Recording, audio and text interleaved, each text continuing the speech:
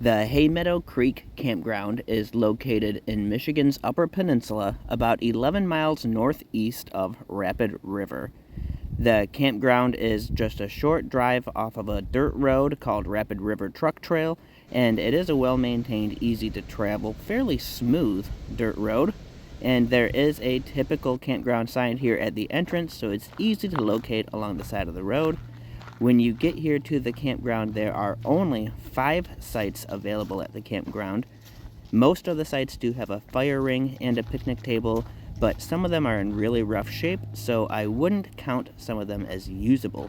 Some of the picnic tables are pretty rotted. The sites here are actually really nice, decent-sized sites. You could easily back in a pop-up camper or small trailer, or fit a couple vehicles plus a couple tents. You can see the campground itself is located deep in the woods. You don't have a whole lot of road noise, no traffic, no pavement at all. It's really nice and quiet here in this area.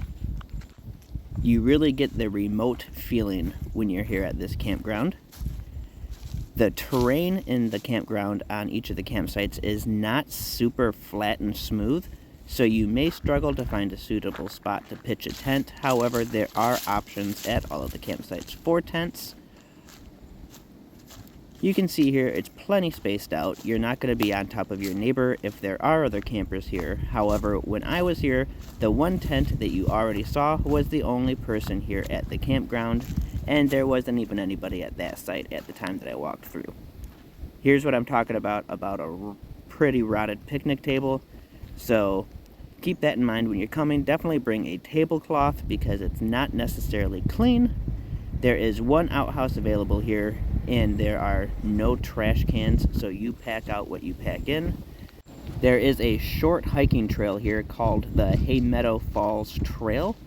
It's about a mile long, and it's a foot trail. You can cross-country ski or hike this, but please don't bike or bring horses over here.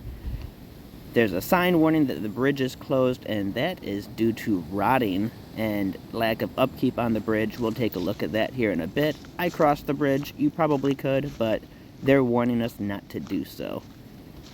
So we're going to start down the trail here, and as we go down the trail, I want to mention that this river is the only source for drinking water, so you definitely want to bring a water pump and filter of some sort, iodine tablets, or pack in your own water.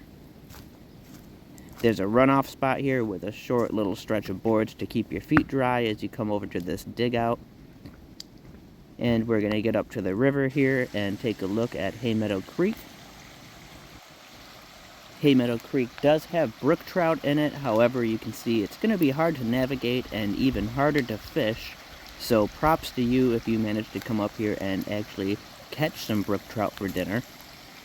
If you follow the trail to the north, there is a spur trail. It's about half of a mile long here, and it takes you to the Bay de Noc Grand Island Trail, and that is about a 40-mile long trail that is used for hiking and horseback riding. So while this might seem like a good spur trail to come and camp on horseback, I would definitely not want to bring a horse on this. This bridge was definitely unstable as I was crossing over it, but I'm pretty adventurous, and I couldn't just walk by and not cross the bridge. You can see a little bit of the falls there. I'm going to get a better view here in just a minute, but this is the view from the bridge, so it's really not worth going out on anyways. And here we are at the falls. I'll hike down here. We'll get a little bit better look before we end the video. I'd say it's worth the mile hike. It's pretty remote. You'll probably never get back here and see this again because there's no good way to drive any closer. This is only accessible from the campground trail, or if you're doing the Bay de Noc Trail